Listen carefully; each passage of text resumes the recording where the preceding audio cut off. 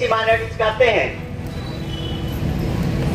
उन्हें रोटी के लाले पड़े, रोजगार नहीं है। हम लोग समाज को संगठित करते हैं और जरूरतमंद गरीब बच्चों की हम लोग फीस देते हैं, क्योंकि शिक्षा से ही किसी समाज राष्ट्र का निर्माण हो सकता है। आज जितने भी साइंटिस्ट महाराष्ट्र में जन्मे राष्ट्र संत गाडगे महाराज की आज सुल्तानपुर में बड़े पैमाने पर जयंती मनाई गई।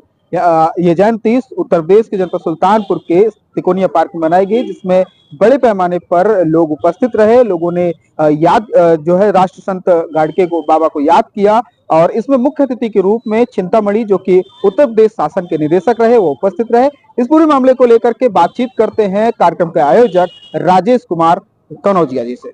किस तरह का कार्यक्रम था?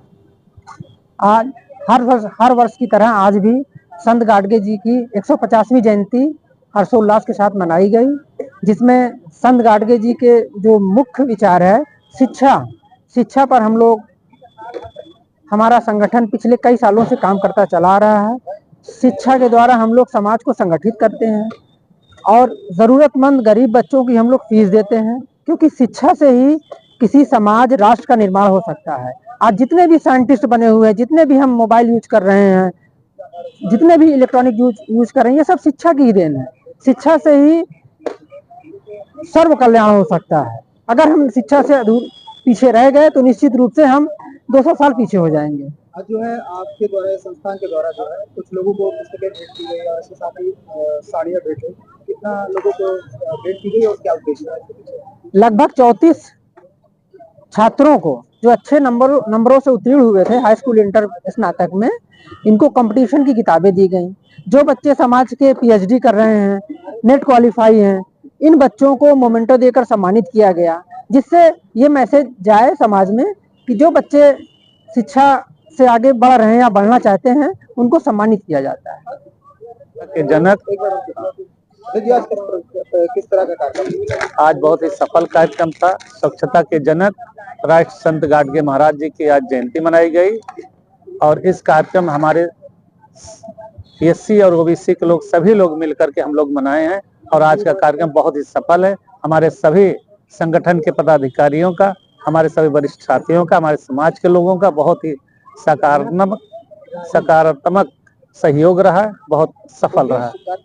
उद्देश्य है कि जो आज के पाखंडवाद है इसके प्रति और शिक्षा के प्रति जागरूक करने के लिए यही हम लोग निर्देश देने की कोशिश की है, इसको दिशा देने की कोशिश कर रहे हैं। समाज में कुरीतियों को जो फैले इसको खत्म करने के लिए मनुवादी व्यवस्था कहते हैं। निश्चित रूप से मनु स्मृति को आप पढ़िए तो चीजें जो बता रहा हूं वो सब चीजें सच्ची हैं। वो पूर्णतः ही मानव समाज की गैर बराबरी और उसके शोषण, अत्याचार, उत्पीड़न पर आधारित है। इस व्यवस्था ने इस देश के समाज को कई वर्गों में, जातियों में विभाजित कर दिया। इस देश का संपूर्ण समाज में एक वर्ग ऐसा बना जो अपने को श्रेष्ठ, उच्च एवं योग्य समझता था। इस देश की शिक्षा, सत्ता एवं देश की संपत्ति पर एक तरह से उन्होंने एकाधिकार कायम कर लिया। माइनॉरिटीज कहते हैं उन्हें रोटी के लाले पड़े, रोजगार नहीं है। महंगाई इतनी ज्यादा है कि उनके पास खरीदने के लिए पैसे नहीं। इस देश की 81 करोड़ लोगों को मुफ्त अनाज पर जिलाया जा रहा है।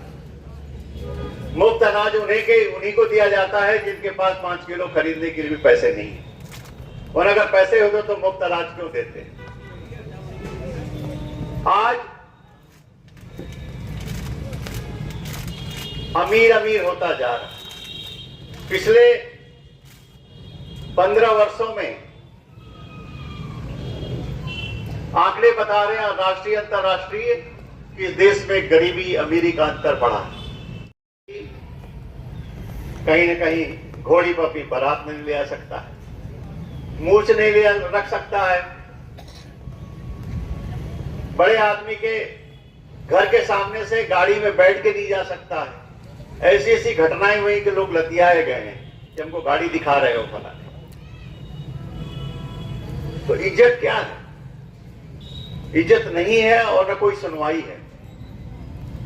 थाने, तहसील और कचहरी तक आप दौड़ लगा रहे हैं, न्याय की कोई गुंजाइश अभी दिख नहीं रही। न्यायालयों की स्थिति आप देख रहे हैं, मुकदमों का ढेर इतना है कि एक मुकदमा लग गया तो 25 साल 30 साल का ठिकाना नहीं। दूसरी, शिक्षा। तो आरएसएस भीमराव अंबेडकर चर्चा करते थे सामाजिक और राजनीतिक अन्य विषयों पर, तो वो संत गाडगे जी महाराज से ही चर्चा करते थे। और संत गाडगे जी महाराज के जो भी कीर्तन प्रवचन होते थे उसमें प्रतिभाग भी लेते थे बाबा साहब भीमराव अंबेडकर। अर्थात अगर संत गाडगे जी महाराज समाज के विचार थे तो उस विचार को साकार रूप, मूर्त रूप देने वाले डॉक्टर भीमराव अंबेडकर थे साहब। और